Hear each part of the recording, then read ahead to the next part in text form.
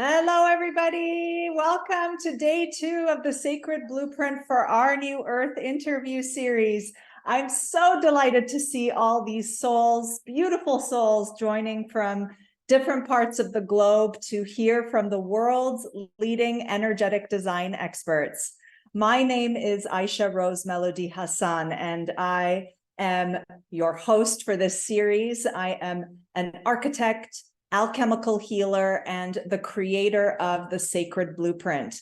This is a cutting-edge vessel of courses and programs for women architects and designers, as well as property owners and land stewards, to help them birth their dream sanctuaries through a new modality that bridges spirit with architecture. This series is a response to a call I've been hearing on very high volume from Mother Earth, from Gaia and the nature spirits. They gave me a very big kick in the butt to quit my job in conventional practice to pave a way for the future architecture in partnership with the land. This series is about exploring the abundance, the magic, the beauty, the healing that's possible when you design and build healing sanctuaries with the wisdom of nature.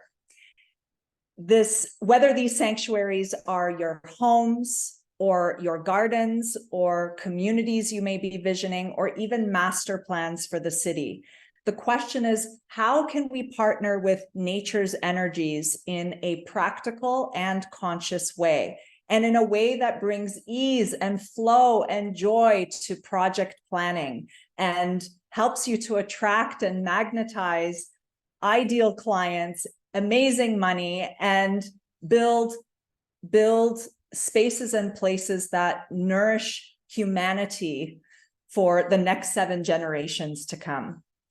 All of our incredible energetic design experts, our amazing guests, will share their wisdom, insights, and years of experience working with nature's energies to answer this question.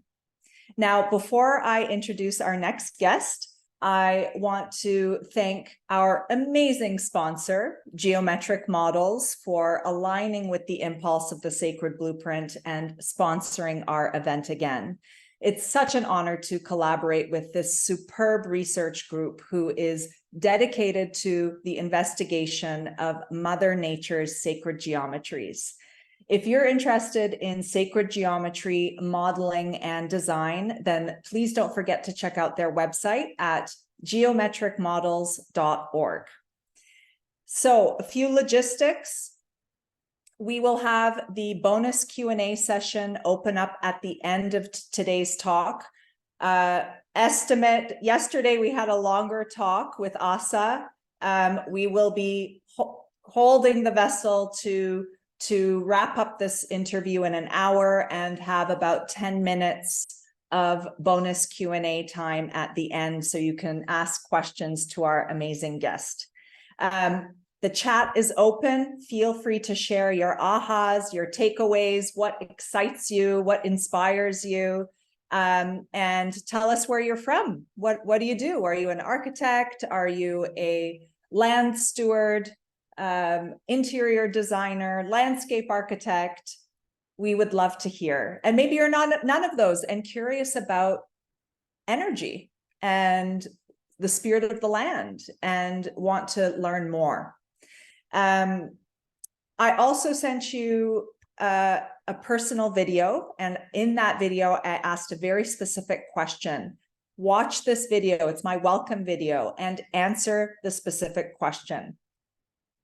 You have also received your Simplero login information. This is your password information to access the limited time recordings. If you have a Hotmail or Gmail account, sometimes our emails go to spam and promotions folders. Make sure you check those. Unfortunately, sometimes they get sent there and there's nothing that we can do on our end to redirect the emails to your main inbox. So you can save me as a contact and redirect the traffic to your main inbox, the communication. All right. So we've got someone coming here in from, oh, you're a land steward and gardener. So wonderful to have you, Lauren Rose. Beautiful. Yeah, keep the chats coming. When we want to hear where you're from, and please share. So now for our next guest. She is an author and energetic geometry expert.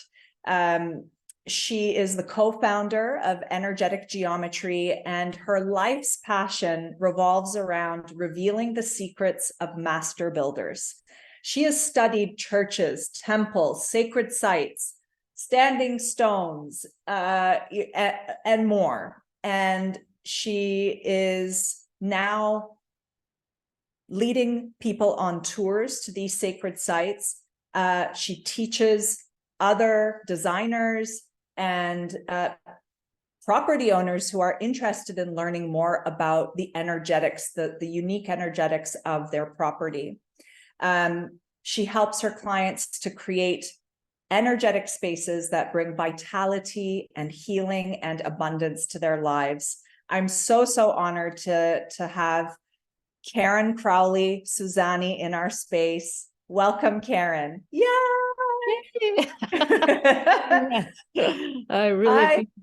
I appreciate being here. Thank you for asking me to join you. This is fantastic. Absolutely. Well, Karen, I've interviewed you before, and you always have so many goodies and tips and insights and wisdom to share about these master builders and how they used to build, and with what consciousness, with what geometries.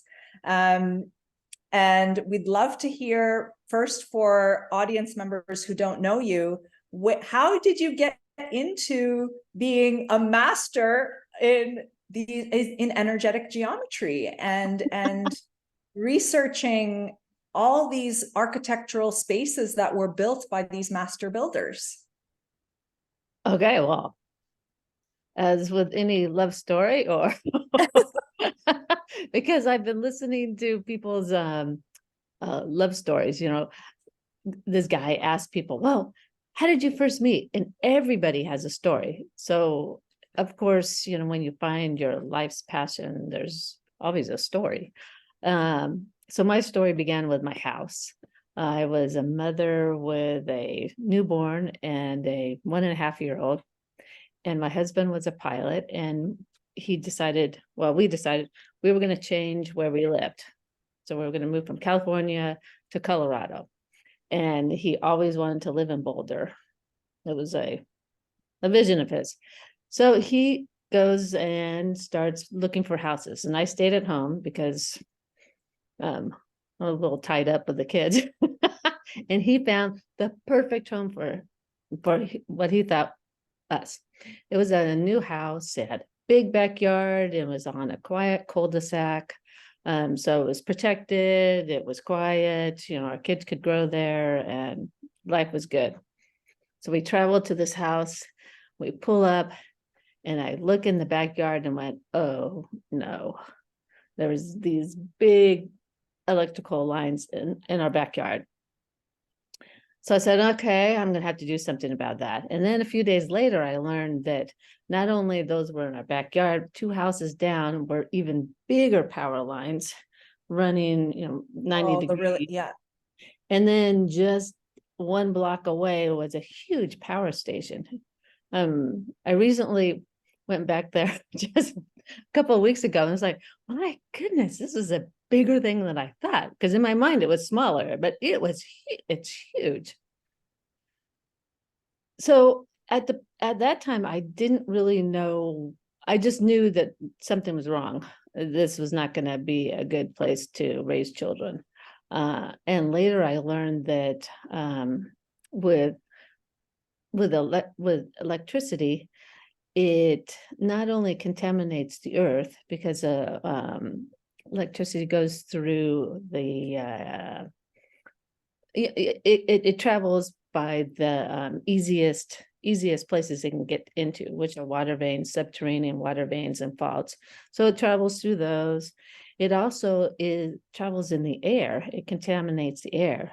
So, you think, okay, here's this little tiny wire, and it's just the electricity is just in the wire. It's not. It has not really an aura, but it has an effect that is much bigger than you expect.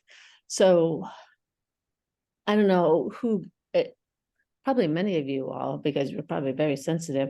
You go to those big wires, you see them, and you just get kind of a feeling.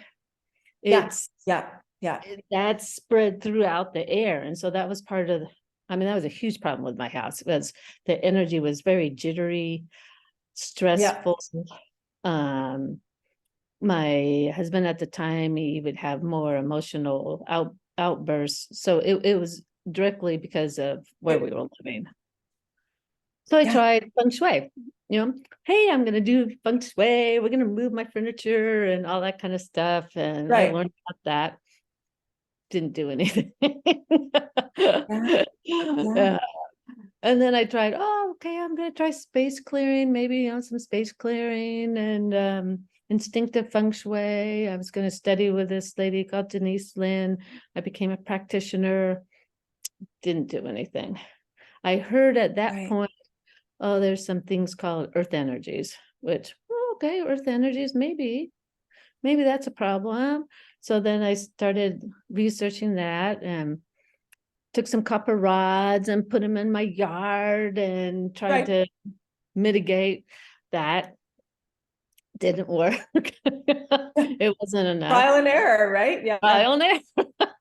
Then That's I how started, you learn. Yeah. Absolutely.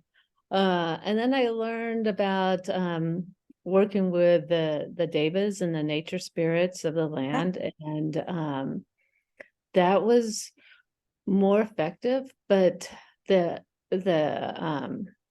electricity that we have nowadays, it's AC, which is alternating current, so it goes up and down, up and down, up and down, up and down, which our bodies can't handle. The earth can't handle, the creatures and all that. It's not good for them. And so the nature's, what I found with my house, because it was an extreme example, working with them, it worked for a month, and then they weren't able to hold maybe they weren't able to hold it. Yeah. No, because it's not something that they're used to working with. It's man-made, and we're smart, but not that smart. Right. So then, I'm still looking for an answer, and I get this email saying Druid geomancy. I was like, oh wow, what's that? That sounds cool. So a couple of girlfriends and I, we went down to Santa Fe, and that's where I met Dominique Suzanne. He's a French European master builder, and he had a Spanish interpreter because he spoke Spanish, and so this kind of mysterious thing. But he was the first teacher that that taught me, okay, you can feel the energies of the earth. You can feel water veins. You can sense how they are in the body. And he had a very pragmatic system, because everybody senses energy differently. We're not all the same. Right. Yeah. So there's different places in your body where you can feel water, especially in the water places of your body, your bladder, your kidneys. Yeah. The thyroid. Lots of people feel it as a knot in the thyroid because water is kind of dangerous. And so there's our bodies perceive it as a danger. And so you get the knot in the throat thing, which was fascinating because no one taught me. You get the dowsing rods and you go, okay, water, I got it. Yeah. Okay. Yeah. But most people don't go, okay, well, what does it feel like in the body? And how do am I over water? Because what I found using a pendulum and dowsing rods is lots of times my brain's leading the thing instead of yeah, that can be tricky sometimes. Yeah. Because I play with a pendulum. It's like, am I pregnant? And I wanted to be I've pregnant. done that too. And the pendulum told me I was pregnant, and I was. So I That's kind of because we want the answer, right? And we want the so, answer so much yeah, that our brain can change what the rods say. absolutely. It can govern the answer. Yeah. Yeah. Absolutely. So that was a big lesson, that and our bodies are so sensitive to energy. It's amazing. I had this Yeah. other guy, he came and he had some German instruments that were working with the grounding to see how the house was grounded. And so he grounded my bed, and then he tested me with it grounded. And so then I was all neutral, everything was good. And as soon as he took the grounding out, my body, boom, it knew it exactly. Just, and it was that without me thinking Could or feel it. Yeah. it was just very clear that our bodies Yeah. are amazing.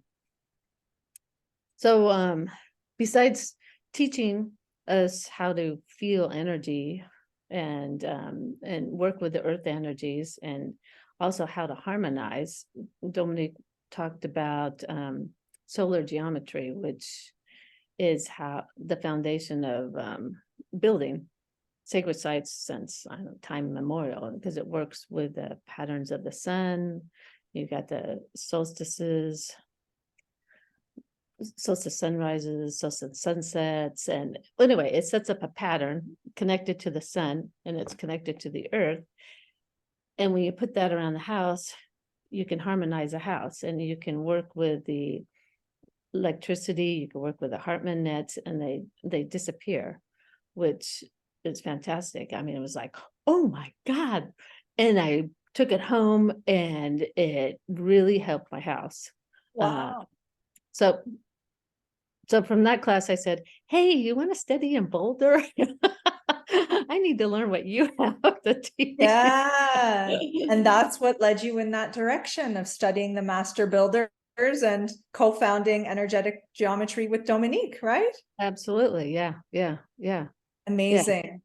Wow. Well, I mean, it's we all need to go through it, who sounds like there's some geomancers in the room, interior designers, someone who's a director of a school based on metaphysics, pharmacist, working in energy medicine and healing art. I love it. So it's a whole mix of people, and wherever you're coming from in terms of what you're exploring specifically, what I'm hearing from this introduction, Karen, is like, trial and error. It takes practice.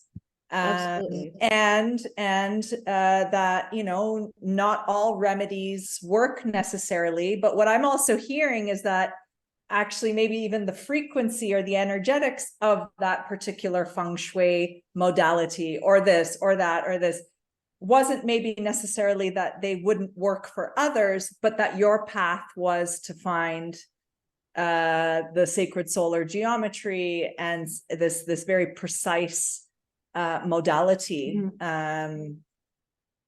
So yeah, and maybe the rest is a mystery, but I would love to hear about then the solar geometry, the solar geometry, and the keys and the keys of these master builders, these secrets rather, that you are now revealing. And I'm assuming that in hundreds of years ago, these secrets were kept secret for a reason.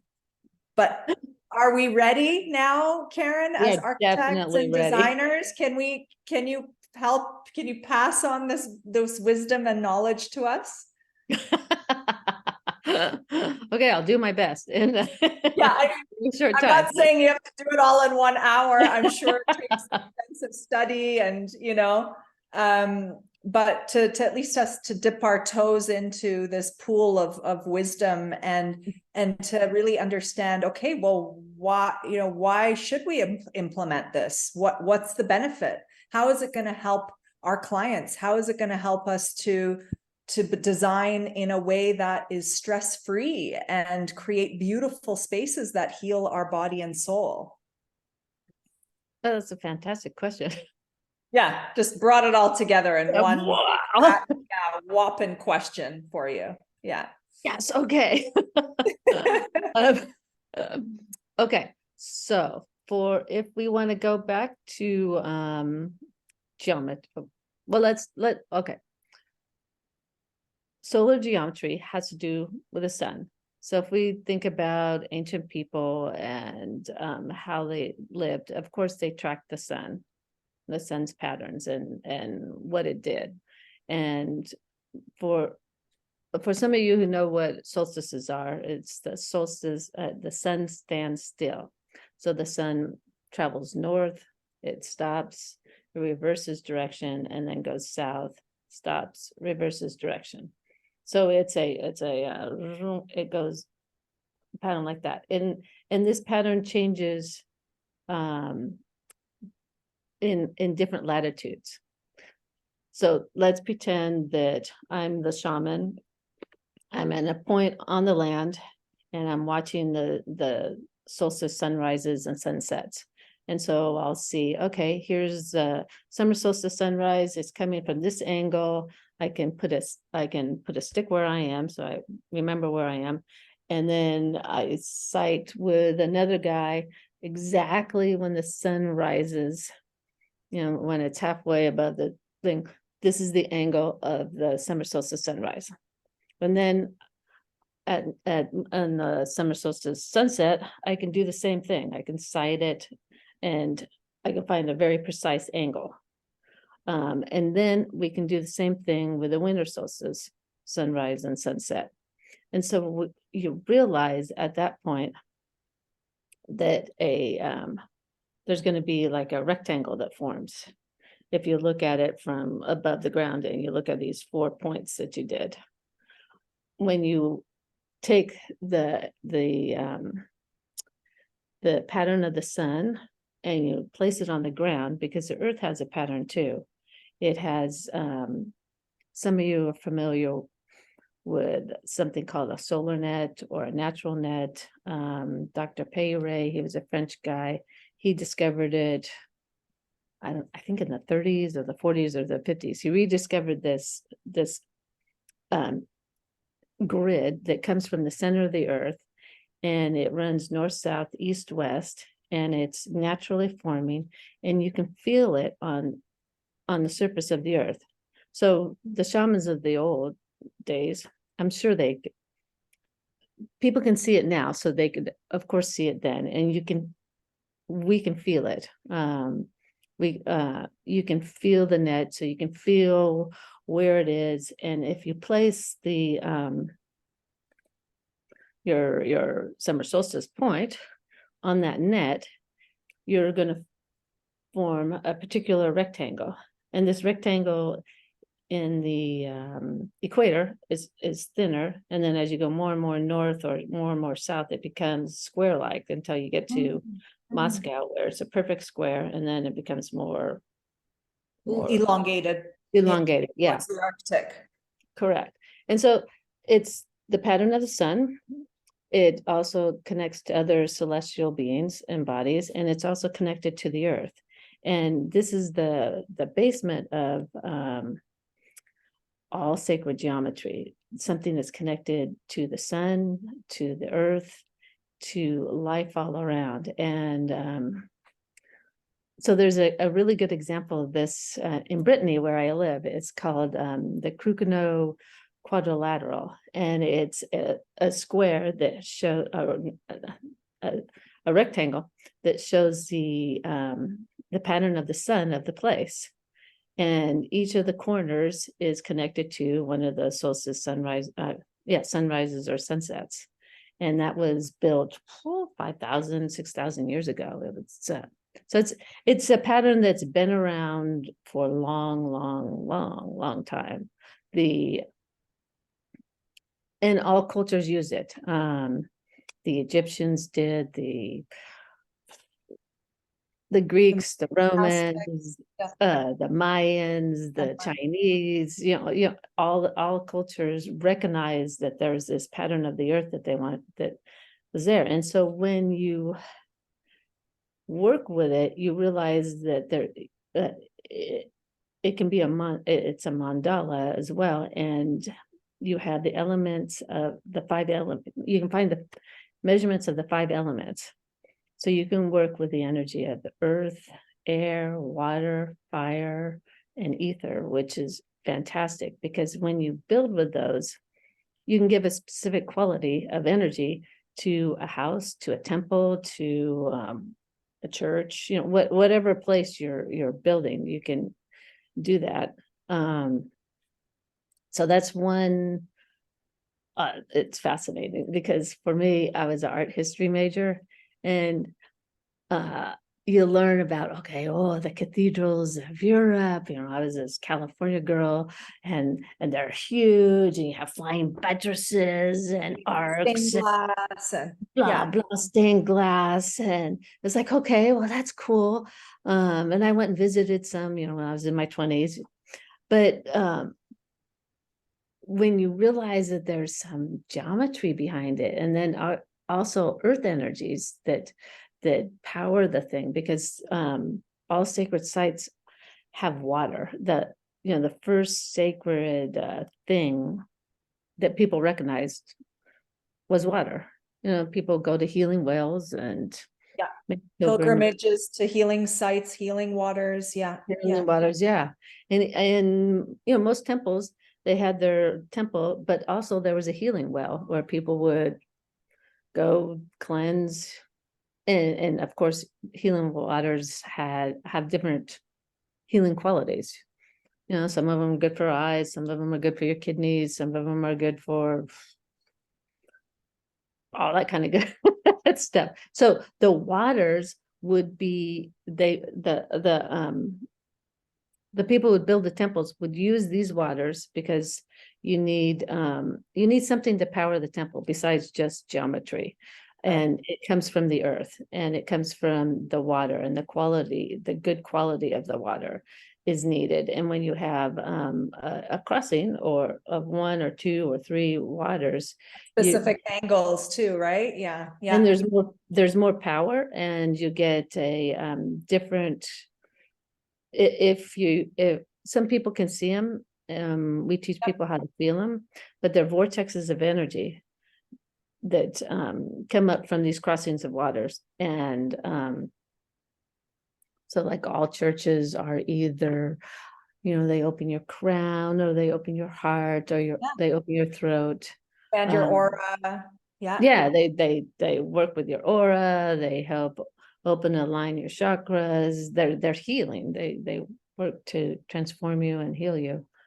And I've gone off on some other Oh no, well, I mean, that's what it's about, right? To build these healing sanctuaries, and that's what I see to be what the future architecture is about. The one, at least, that is concerned about preserving our humanity, rather than an architecture that's built with AI, right? Artificial intelligence, an architecture that's built for the metaverse.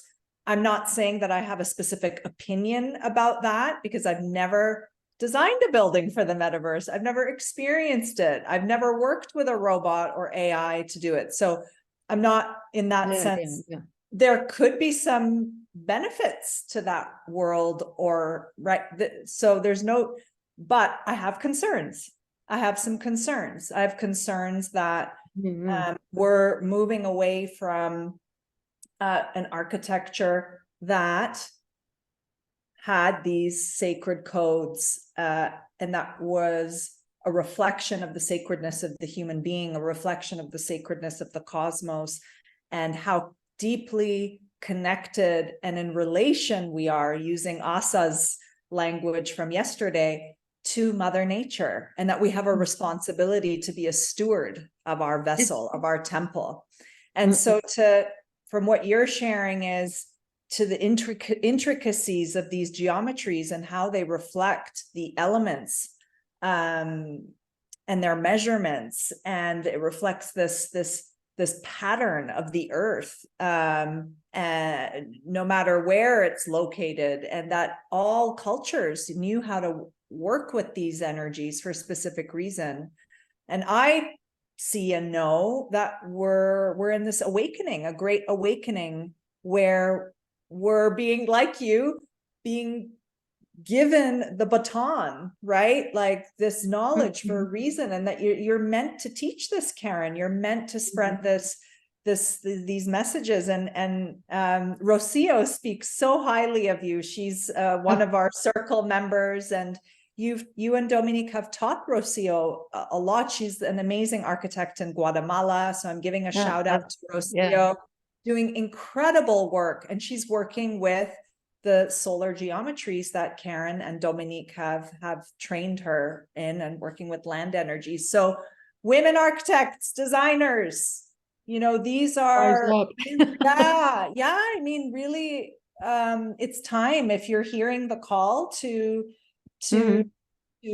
work, of course, in a way that, that you feel called to, and to start to build the temples of the new earth.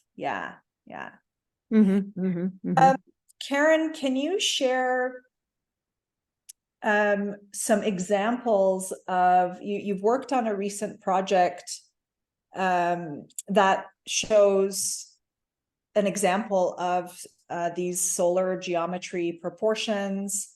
I also have some questions about, okay, well, there's the energy of the temple and these sacred sites, and you go there, and the word zap comes, right? Like you go there to get zapped with like amazing, potent healing energies.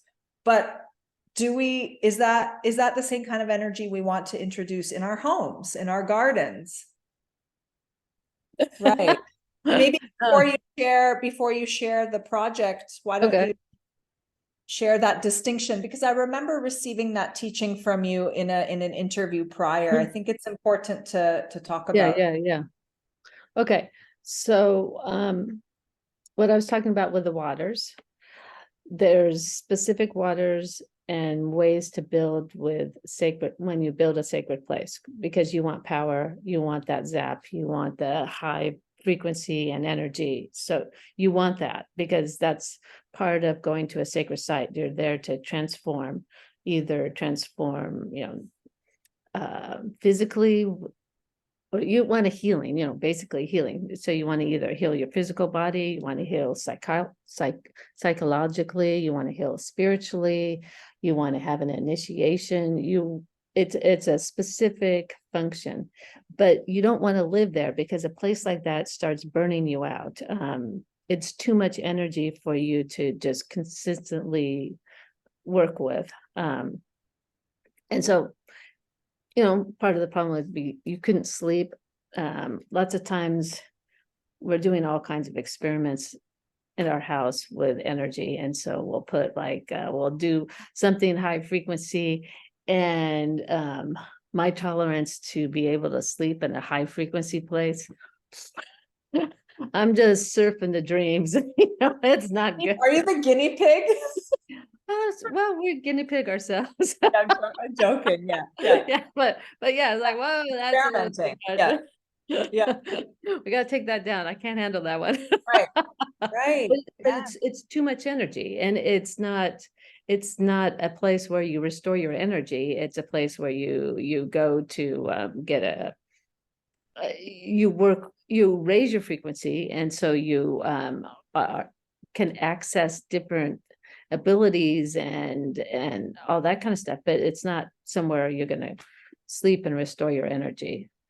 So for living, you don't really want to you don't want to sleep over water veins. You don't want to sleep over geological faults, because the energy, first of all, it's contaminated a lot of the time. It's contaminated by the AC electricity that I was talking about. And so if you have like water veins that are crossing, and then you have a fault, and the center, the point of intersection becomes like a needle of energy that goes up. And if you're sleeping over that point all the time, you're getting this energy beamed into you, and that's where sicknesses and diseases can begin to manifest over time.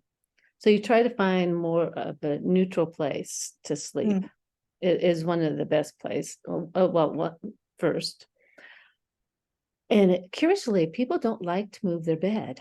It's amazing. It's like, But I really want it here. Yeah. I want it here. And so you find some people there really resistant to moving the bed, even though they know it's not in a healthy place. So that's right. Yeah. Anyway, so we can do stuff to mitigate it, but it's better not to sleep on a water vein than to sleep on a water vein that's even been neutralized, because sometimes if it rains a lot, the water vein becomes stronger and then you feel the effects of it. Can have some toxicity in it, right? As well. If Yeah, it's yeah. a polluted water line. I'm dealing with lots of pollution around and where I live. And Yeah, it's a big like problem what's now. in that water. Yeah. Yeah, it's a big problem. And then for a home, you want to create a place that's harmonious. And you can use the solar geometry when you have a solar rectangle around your house, for example, because you have an existing house, you can put the solar rectangle, and you need weight because it uses weight to work well. You think about all the temples, you see those big columns and stuff. Big columns, they're making they're making their statement. lasting. It's a lasting geometry. Yeah. Yeah, but like, what you put on the ground, there's a opposite and I see. Yeah. Yeah. so the more weight, the bigger the effect. So like in my house, when I first put the solstitial rectangle around my house, I didn't have enough weight, and Dominique came over and went, I was like, but it was as much I could do, That calling in the crane and bringing in like boulders or something. You can. We've got better techniques now, but yeah, at that point it was like, a bit of big rock there. Like, well, I had a few guys trying to move my rocks around. But I had a big house, and we also had the electricity stuff that was a big problem. Right. Okay. So it needed that extra weight. It needed the extra weight to really work. The energy kind of harmonized kind of halfway, but it wasn't enough. Okay. And then that really interesting thing is when you put a solstitial rectangle, when you make one with weight and you stand in the center, there's a vortex that's created that wasn't there before. And it's a energy that connects you deep into the earth, so you can start feeling your feet or your legs, and you feel a connection to the earth. And then the energy comes up and it goes up in the center of your body, your central channel, and you can start feeling it kind of tickling the top of your head, and then it goes up to the cosmos. And so you have this energy exchange between heaven and earth through your body, which is fantastic, which I think is another reason why the ancient people used the solstitial quadrilateral as a pattern for temples in the beginning, because Okay. Yeah. Yeah. it helped align. And then when you stand there, you can start feeling your body relax. It's a visceral, it's like you can take a deep breath. I don't think a lot of us are aware of how much we hold our, A lot of compression, right? a lot of compression, because there's so much stuff out there. So we're holding our breath, and you go, oh wow, I didn't know I could relax a little bit. Move around, right? Yeah.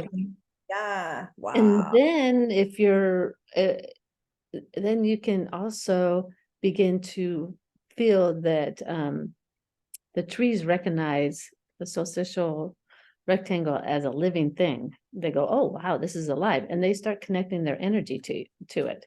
So you can stand in the center and you can start feeling the trees go boom, and that one goes, and then that one goes. And it's fantastic.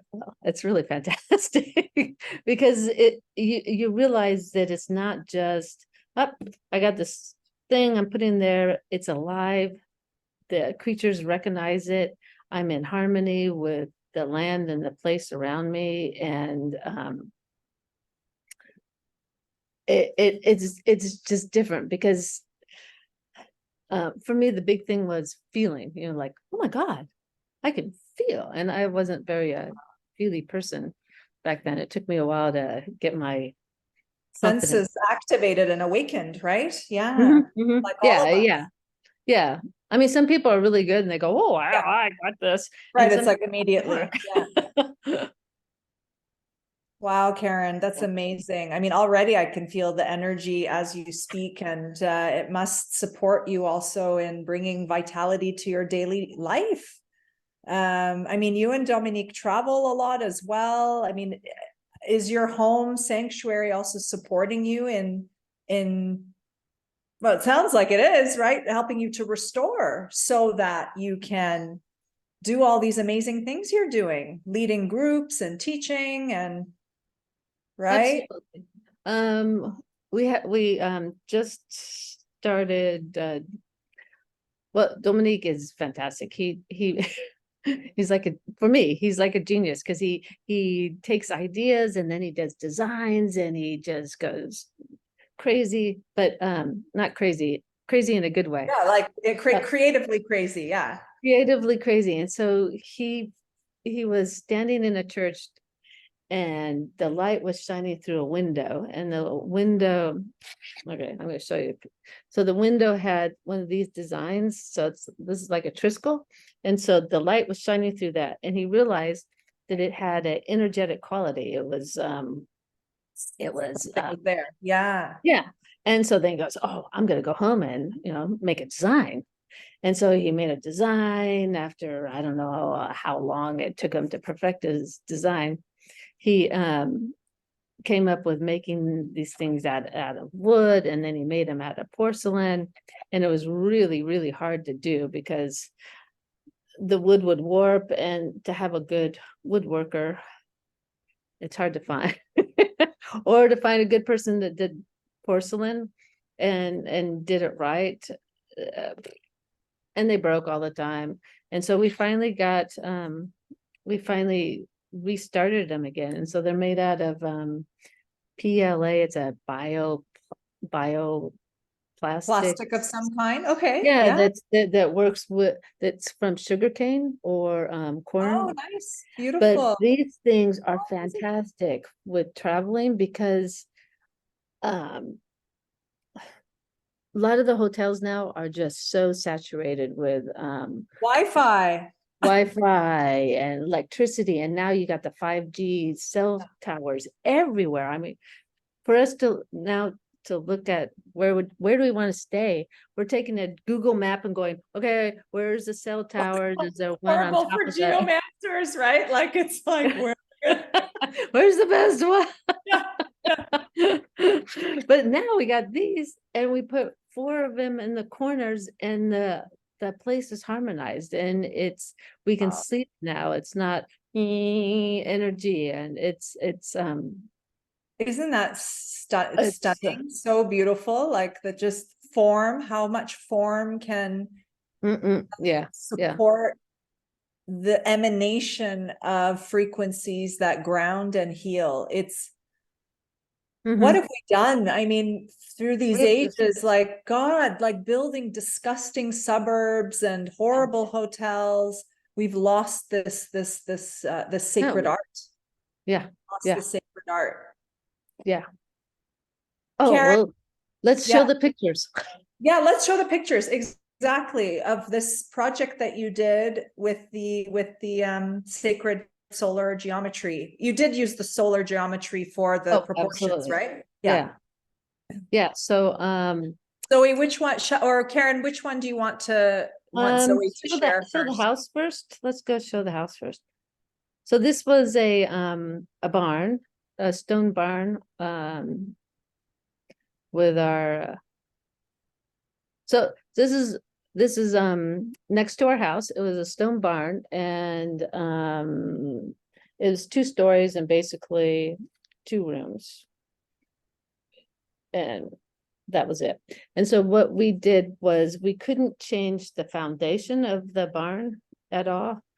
So to work with geometry, we had to work with the openings of the place. So we have, it's hard to see, but there's 2 doors and a window here. So you can go to one of the next ones. It doesn't matter. Beautiful building. Such a beautiful structure, Karen, like this old stone building. Yeah. Yeah, yeah, it's at least a couple 100 years ago. Yeah. Um, the people in Brittany, they build long buildings. They call them longères. Yes. Oh, interesting. With several units inside, or was it did it used to belong to like an estate owner, like one? So our thing was a farm.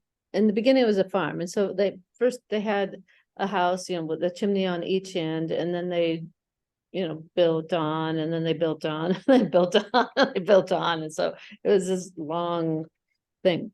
So can we see a picture with the Indoor space, indoors? Yeah, the indoor space.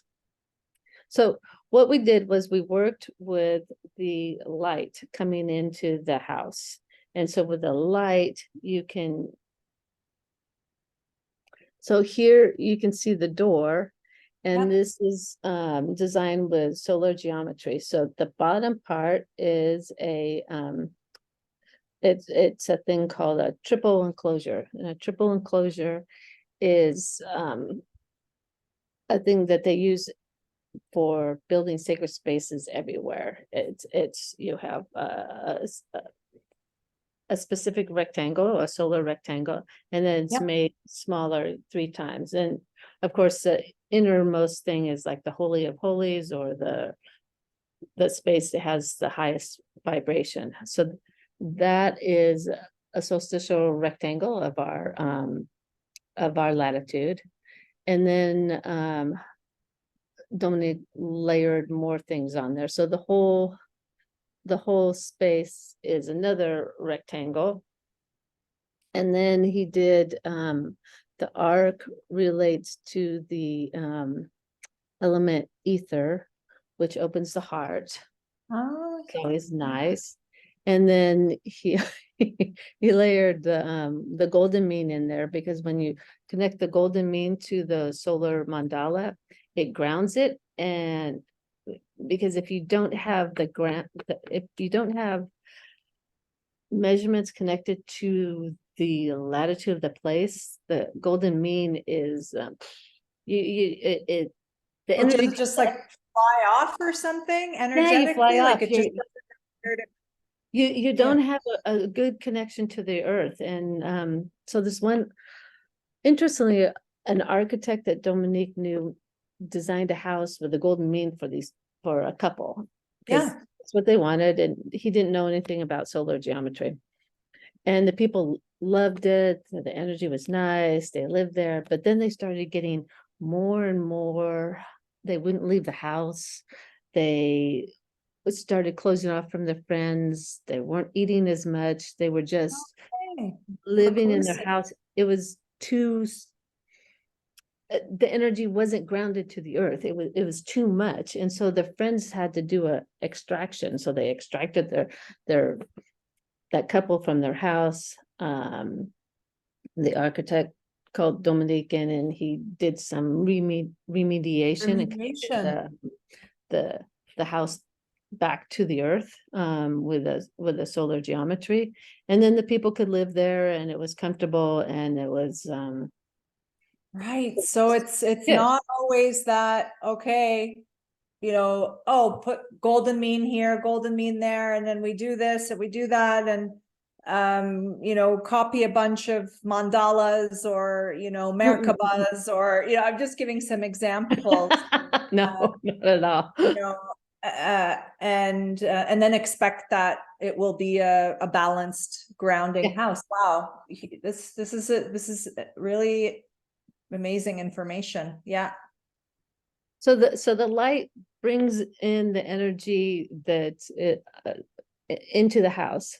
And so we noticed that everybody who stayed here, they feel comfortable, they're Yeah. relaxed, they don't, they're enjoying themselves. You know, the relationships between the people are good. There's no and there's no fighting, Right. there's no you know, Bickering. artificial stress stuff. Yeah, yeah. Because a lot of that stuff is just artificial stress from the From the environment, isn't it? yeah, We yeah. just get so, I mean, I just such a good example. I mean, when the house is clean in Mm-hmm. with my family, like when it's all organized and, a bowl is placed back and it's, everyone just calms down, Mm-hmm. everyone is swearing during the cleaning process. Because my son's like, I don't want to help, like all that, right? It's such a stress. And then once it's done, everyone's so quiet. Mm-hmm. Mm-hmm. Mm-hmm. Yeah. And then this is obviously of the next caliber. What can we do as architects and designers to bring this energy into our homes and gardens so Yeah, that it lasts? Wow. yeah, Yeah. I'd love to see the smaller window yeah, images. yeah. Yeah, the windows are fantastic. I The love the windows windows. are beautiful, and I mean, this is a technique, of course, that's done in many stone buildings, but to have the chamfered, um, because the walls are so thick, you can see that the Mm-hmm. light streams through much better when it's slightly on an Yes. angle. I Yeah. mean, that's an old builder's technique for stone buildings. We see a lot here in Turkey as well. But Mm-hmm. that just adds a whole other level to the beautiful purport. I mean, this is so simple, actually, Karen. It's a What this, simple window, but but yeah, but yeah, share. but it brings in harmony and peace and you know, it opens your heart when you walk in there. It's and everybody who sees the windows are like, oh my gosh, they're beautiful. You know, So we get soft. Yeah. soft but very powerful in what they do, Mm. which is fantastic. And I didn't realize that just having a rectangle for a window, it's a very telluric energy. It's kind of grounding. It's and when you add an arch to it, the energy can go up. And so it expands the energy instead of kind of, which Right. was Absolutely. There's always this tendency for, I mean, I keep on thinking of like matter, like going down into yeah. matter, Mm-hmm, going down mm-hmm. like I guess Yeah. As Steiner would say, the more Ahrimanic forces going down. Mm-hmm, mm-hmm. But then to bring that balance back in architecture, to lift, to have the upward lifting forces Yeah. again. Yeah. It's very nice. Very nice. Yeah. I was going to say something else, but I forget. We're hearing a lot. There's a lot of comments here. Love it. I'm so impressed. There was a bit of a conversation like, wait, where do they live? Are they in America? Are they in this? And then someone answered. Someone's even shared your links here. Thank you, Oh Emmanuel. wow. You're amazing with this. This is great. Um, Zoe, please also share again so people don't have to scroll Karen's links. Yeah, this is also, I'm just reading some of the comments here. This is also fascinating. This is so gorgeous, and the philosophy behind it makes so much sense. I'm so impressed. Mm-hmm. Yeah, I love that, Emmanuel. The easiest geomancy practice is to clean the house. That's great. Yeah. One of the fundamentals, Yeah. right? And make a ritual out of that. Yeah, exactly. That's the easiest way to shift energy in general, but also one of the most challenging for so many. Yeah. Yeah, definitely. I love that. Okay, got that. Now I understand the connection there. Yeah, love arches as an architectural element. I understand a little more why I'm so drawn to them. Yeah, Mm-hmm. and there's this piece that came through when I was writing the Sacred Blueprint online course, Karen. It came through very intuitively. My gift is actually kind of subconscious intuition. And, you know, I did a small exercise for my students to you know, encourage them to design a house that smiles. Right? As simple as that. And what this reminds me of an example of a house that's smiling, welcoming, but not floating up in the air and too happy, but is also grounding, right? It has that Yeah. balance. But you know, we've forgotten how to do that, like to really, especially when you look at the front facade of a home, ask yourself that question. Is your home smiling? Is it, you know, or is it really serious, right? Right? Blocking itself off from the rest of the world. And, you know, is it hard to see the entrance or the doorway or, but this is just, it's so beautiful. It's, and how are people sleeping in this space? Yeah, it's a big thing. Sleep is big. Yeah. And are you, have people been, is this a place, a permanent home of, so this is a permanent home, correct? Or do they have guests or? It's right now it's a place where we have our tour groups stay when they do the Brittany tour. So fantastic. yeah. It's and so people are very happy when they come and they sleep well because we designed the beds with solar geometry to make sure that people sleep well. And we grill them every morning. How did you sleep? Right. Yeah, it's like I can picture you both like at the corridor, you know, at the door with your notepad, right? Yeah. Okay, how was your sleep? 6 a.m., 3 a.m., you know? Oh, that's great. I love it. Well, you've got to record. You're also, you know, you're researchers. You need to write the books. You need the proof. Absolutely. Yeah. That's wonderful. And I want to also speak to the beauty of the trees through the window there. There's a softness, a beauty. What a blessing for all of you and the people living there, to be on that land. Yeah, it's a beautiful land. The trees must enjoy the proportions of the windows and the doors as well. You know, when you start putting the solstitial quadrilateral around the house, and well, we've done it in the yard too. The trees have a different kind of glow to them. You can tell that they're happier, and the plants, even the plants maybe you don't want to grow as much, they're like, yes, we love this energy. And so the plants take off, the animals are happy, everything kind of balanced. I've got a funny story about one house that we harmonized. So they had a dog, and so we put the last big stone in, and then usually we go to the center to see, okay, so how's the energy? Does it work, or do we need to tweak a little bit? And so we walked inside, and the dog came with us, and he went running to the center, and he knew where the center was, and he's plopped right down and looked at us like, thank you, I am so happy.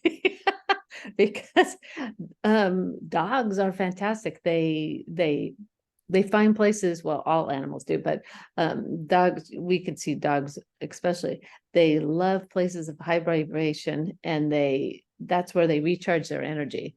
And so this dog was just in seventh heaven because we had created a spot for him to hang out. I love it. Wow. Yeah. So beautiful. So beautiful. Well, Zoe, we can pull this image down now. And I have a final question. I have a lot of women architects and designers who are eager to work with intuition and the spirit of the land and the energies on the land. They want to learn more, but they're really scared and concerned that that's not going to bring in the money. It's not going to bring in clients. It's not going to bring in good projects, and they're on this threshold, Karen. And you know, I'm really just like here holding the torch for these women to really be the stewards of the new sacred architecture. What advice do you have for them with all this knowledge that you've gathered over the years, and you've also trained a few architects yourselves? What do you recommend? What's your advice? Okay. I was listening to a summit or something like that, and the one thing that came through really strong through this one woman was, you know, you're afraid, you're scared, or whatever, you do it anyway. You just do it anyway, and you just keep going, because if that's what you're passionate about, you're going to find a way. You're going to find a way to do it. You're going to find a way to make money. It's people are going to recognize your brilliance, your passion, your whatever. And you just, it doesn't have to be a huge, big thing all at once, you know, it's step by step by step. And you just do it anyway. You just take that. And you know, and most things you start going, oh, okay, I'm going to learn about this. And then it leads you somewhere else. And then it leads you somewhere else. And then it leads you somewhere else. And then you get to the place, it's like a treasure hunt. Yeah. Where you're going, oh, wow, I'm here and this is what I want to do. Yeah. But what I'm hearing is just do it. Yeah. Because we're going to have the fears also. I mean, I still bump up against fears. I'm reaching thresholds that I never thought that I would reach in my business that are challenging me on all levels. And at the same time, I'm standing really firm in my dedication, devotion, and commitment to Gaia, to the land, and to build the sanctuaries that I feel with my heart and soul we need to build for our children. And the next generation. That's the biggest thing, is we women know that, you know, we have children, and it's not the guy, you know, guys, but it's the women who are going to really do it, because we are the ones who take care of the homes. We're the ones who the hearth builders, and we want the best for our families, and we're looking at, our focus is on that, you know, our families, our homes, our well-being, well-being, and you know, there's been other ways that haven't worked out so well. It's time for women. Well, I mean, years and hundreds of years of ignoring the spirit of the land, and what our Indigenous brothers and sisters, ancient cultures all around the world used to know how to do, like a basic foundation stone ceremony or a land offering, right? You know, it's polite to honor the land, right? Basic custom, right? And we've forgotten about that, you know? Nowhere in the building code do you see that anymore, Karen, right? It's dry. It's, of course, needed for safety, you know, and it's also outdated because the building code is filled with extremely horrible, I'm talking about the Canadian one because I'm the more familiar with that one. You know, building systems and options, building in systems and materials and systems that just don't work. They're not efficient. No, and then they're surprised that if you don't talk to the land, sometimes things don't work out very well, you know? Exactly. And that's a big thing that the Sacred Blueprint has taught me, is like, how did we get the permit so quickly? Or, you know, and I'm not saying everything is rainbows and butterflies all the time. You do go through challenges, but that's one of the biggest pieces that's missing. And people wonder why they have persistent permit and construction problems. Especially if they, let's say, take down a very sacred tree, or, you know, build over, right? Maybe a blind spring, and it's, I don't know, some kind of a horrible electrical building over a blind spring, or I'm giving examples. We were called into Tulum to harmonize the land, And so we had to put these cement columns in specific places and use acupuncture to do that and blah, blah, blah. It was not going too well. Wow. The digging of the holes it was just like, It was just heavy and slow, huh? it Yeah. was just, yeah, the guys were trying, they're trying, and it's like, okay, this is gonna take forever. We don't have forever. So so Dominic goes, let's make an offering to the spirit of the land. And so we found a little twig that had been cut with leaves and all that stuff. And so we went to the center of the place and made an offering and left it there and went to eat. We came back and all the leaves were gone. The ants had come, they'd taken them and vroom. And after that, lo and Smooth. behold, the holes we were able to dig the holes very easily. It was just, things went boom, boom, boom, boom, boom. But until we did that. Yeah. Wow, Karen, the land has magic. It does. It does. And we can connect with this being, right? Absolutely. Yeah. What a beautiful story, success story with, making that offering, right? We're just so used to taking all the time, using, Absolutely. Yeah. serving. Yeah, this is my land rather than it being something to steward, right? I love it. All right, everyone, let's open up the Q&A. Use the Q&A box. It's easier for us to track the questions because there was a lot of chat messages. So there's a Q&A box at the bottom right-hand corner. Shoot your questions to Karen. And as you are all thinking about what to ask Karen, it may be about your home, maybe about applying this information, energetic design, to your own design practice, maybe a question about toxic energies.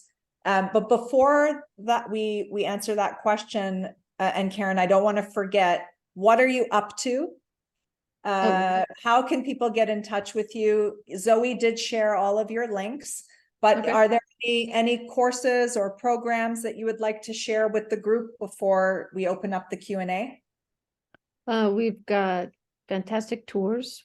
One's next week. So if you guys are really, really on the go, jet setters. It's called an initiation into sacred energies in Brittany. And so you learn how to feel with your body all the different energies at sacred sites and how to use them and how to heal with them. And we play with the megaliths, which are fantastic teachers. The stones are fantastic because they have, for the most part, they're pure, they're powerful, and they're not contaminated with a lot of religious stuff that's put on overlays.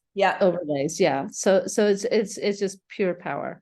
And we're gonna have more of those. So check back because next week is a little fast, or week and a half, a little fast. Anything is possible. You can bend time. Possible. You'll get to stay in the beautiful place that you saw with a light going through. We have a Malta tour in October where we get to play with the great goddess and the temples there. Next, I don't have our 2024 tours up, but we have a beautiful one that's a path of light that works with the cathedrals in France. And that'll be during the summer solstice, which is the height of the power of a lot of sacred sites because they're built with the sun. We have a certification course that's going to be beginning, I think, next spring,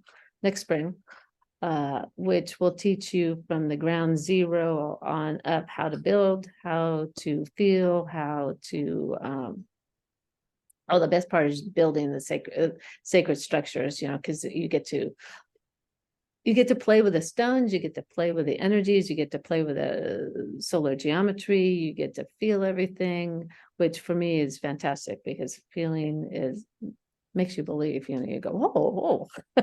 Right, absolutely. You connect. And then we have fantastic tools. The energetic healing tools. These are really fantastic. We have 4 in our car. We go everywhere with them with the hotels. And they're good for quickly harmonizing a room or a house. I love it. Beautiful. Oh, I forgot. And they're infused with the energy of the humming of the bees. So they're filled with a life force energy that you could feel the vibration, kind of the bee energy when you work with them. So it's Fantastic. anyway, Beautiful. we have a lot of things. You explore our website. It's energeticgeometry.com. It's I love it. Wonderful. seems like we have too many things, but we're busy people. Oh, it's never too many. That's beautiful. Yeah, life force moving through you and you're Right? nonstop. Nonstop. Beautiful. Okay, so let's open up the Q&A. We have a question. Do you sell the bioplastic discs to harmonize our spaces? Yes. So yes, they're called Triscles. Yeah. Yeah, she's like, never mind, already answered. Fantastic. So I'm assuming they're on your website then. Yes. Yeah. Okay, great. All right. Anybody else? Questions? While you have Karen. Oh my gosh. Got lots of chats. Okay. Do you have books? Yes. We have 3 books. We have The Secrets of Sacred Geometry, which talks about solar geometry, what it is. We teach you how to draw it and give you historical examples and how to use it now. So it's a really good book to begin your journey. If you are living in Europe, email me because you can save a little bit on shipping. Shipping has gotten really expensive, but it's on our website. And then we have Sacred Santa Fe, which is a book that talks about 4 different churches in Santa Fe and their sacred geometry, how each of the master builders through centuries use the same pattern that is specific to Santa Fe through building. And they didn't know each other. They're Spanish guys who first built in Santa Fe, and then it ended up in the 1800s that they employed a French guy, master builder, to come and build the Cathedral of St. Francis, rebuild it because it was, and what he did, and he also built the Loreto Chapel. And so it's fascinating because these guys all use the same specific pattern of Santa Fe. Wow. And it talks about the earth energies that they use as well. So it's a fascinating, I think it's a fascinating book. Beautiful. And so you're saying that they can find those books on your website. Absolutely. Some of them are on Amazon as well for Earth Alchemy. Contact you directly first. Well, we have a problem with Amazon. I don't know why they don't like me, but so I can't sell books on Amazon. We can sell Dominique's first book is called Earth Alchemy, which talks about, it's more of an energetic book, not the geometry. That's on Amazon, but the other books you have to come through our okay. Well, website. maybe better. Yeah, maybe better. Perfect. So just contact then Karen directly for the books. Okay. Is it Yo Pele? Do you need to wait 1 year to get the 4 points for the rectangle? No. Now we have Dominique's Good question. teacher, yeah, it's a good question. Dominique's teacher was an electrical engineer, and so he created a mathematical formula to be able to do it. So now we can do it through that. And when you get the book, you get a link to the to be able to figure Like that the out. program or something to generate it, Yeah. right? Mhm. Oh, fantastic question. Yeah. Yeah. It's like, right, waiting Yeah. for solstice. Well, and then there's clouds, if it's cloudy, Right. It's like, it's a shoot, problem. wait another year. Oh, wow. Another question from Alexandra. Can you speak more about the process of establishing the solstice rectangles around an existing home? Yes. So okay. So what you do is you have to measure your house, of course. You have to know the length of your house. And then through the program, you can figure out the size of your house, and then you orient it. Well, you basically put your house inside the rectangle. And so that's the basic thing, but there's a lot of other little things you can do. So we tell you a simple way to do it in the book, and we also have an online course that walks you through how to harmonize your house as you learn the solar geometry. It's not like a woo woo boom boom boom. Here it is. It is a bit of a process. But it's well worth doing. It's well worth doing because you can feel the difference. It's made a big difference with people's lives and their health. Yeah. I'm hearing that it's really not something that you can answer in 5 minutes, and that it Not really really. time and worth getting the course or contacting Karen and Dominique about it to. Mhm. We also well, it's part of what we do too. It's harmonize people's houses, and so that's on the website too under healing. Fantastic. Yeah. Wonderful. Oh, we've got a couple more questions. Oh, okay. So Nicole is looking at the Triskells. Is that what they're called? Yeah, they're called Triskells. Many colors on the site. Is there any significance to the colors? Do they relate to the chakras? They relate to the chakras. So this one relates to the heart. And then red first chakra, orange yellow. Orange yellow. It's the second chakra. Yellow is the third. We've found that it's really nice to sleep with having the room, the first chakra, the second, the third, and the fourth.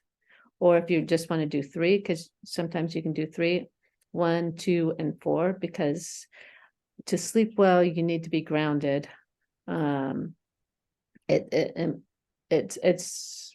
It's ideal for regeneration. The second chakra, a little sexy time is good. Who doesn't like that? The third chakra is nice to open and balance, and the fourth chakra it's also connected to ether, which is part of healing. So it opens your heart, but it's also for healing. And so when you're in the space, it's grounded, you're connected to the earth, you feel open, and it's your body's able to rebalance and kind of regenerate. I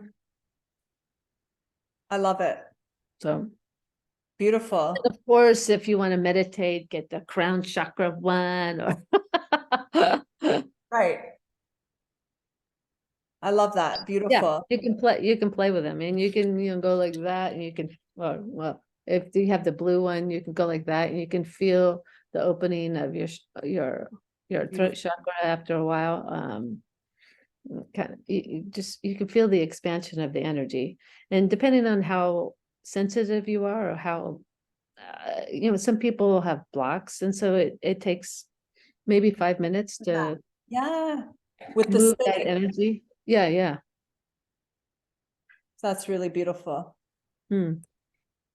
All right, so we're gonna take one last question from Alexandra again, who asked about the process of establishing the solstice rectangles or the solar geometry. There are a lot of field stones around the land here. Would you see these being easily applied for the 4 columns? It depends on how big your stones are. And it also depends on what's going on with your house and the energies below your house and how big your house is. My house was a 2-story house with a basement, and my stones were maybe a couple 100 pounds. It wasn't enough. So and now what we do is we get a auger and we drill with a auger about that size and fill it with cement. And so the hole is like 3 feet, 2 or 3 feet deep. And you fill it with cement. The surface. Yeah. And the cement is, and since it's a smaller space, it has instead of a big rock, it's more focused, which is better, and it's easier because it's hard to get big stones and move them around, unless you have a big tractor or and then if you wanted to, you could put a stone on top because it adds extra weight. But it's and we also find some people don't like harmonized energy, and so things will get knocked out of place. And so if you have it underneath the earth, it's going to stay. Yeah, it's a fascinating thing, Aisha. There's some people that can't. It doesn't work for them to It have the doesn't work for them. harmonized energy. Yeah. Yeah. And what we found are we have people coming and work for us. And if the people don't like, for whatever reason, they're just not resonating with that harmonized energy, they leave. They go. And the people that we have work for us are they can handle it. They're happy people, and they work well, and so it works. But it's kind of like a natural selection, the people. Bit of a purging or just distillation of energies, and it's choice. It's choice. It's choice, yeah. Free will, right? As well. Yeah. So you don't have all those negative energy people running around your house anymore. Yeah, got it. Yeah, amazing. Wow. So powerful, Karen. I mean, I could just keep on asking you questions. There's so much to dive into.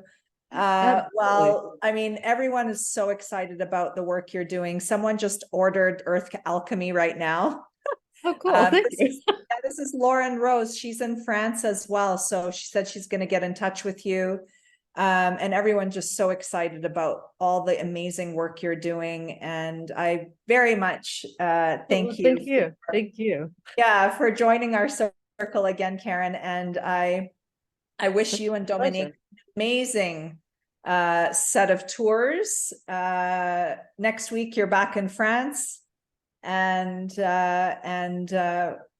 we're looking forward to hear about this course. I think the certification that's going to come next spring, and more.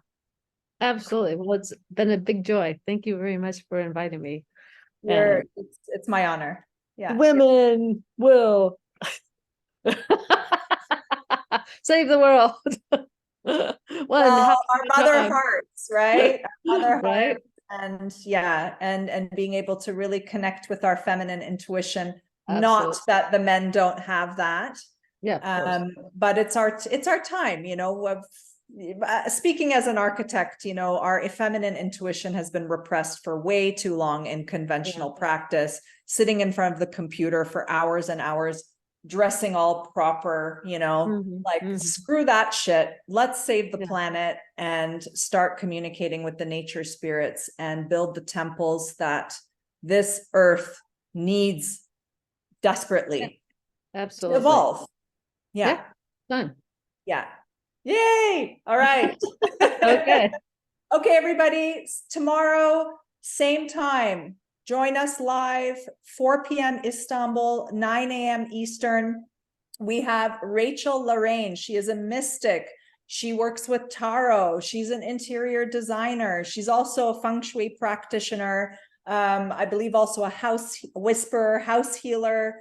And she is going to share all the creations and designs that she's birthing through working with the spiritual world, working with intuition, teaching other women architects and designers, particularly interior designers, I think, on how they can connect with their intuition to lead a prospering practice, a design practice, and help others to heal their homes on a deep, long-lasting level. So you have to join. She's coming. I think she's all the way in San Diego in California, so she'll be tuning in early in the morning. Don't miss it, everyone. It's going to be amazing. That's tomorrow, day 3. Yay! Bye, bye, Bye. Karen, and bye, Thank everybody. you. Thanks for joining. Bye. Bye.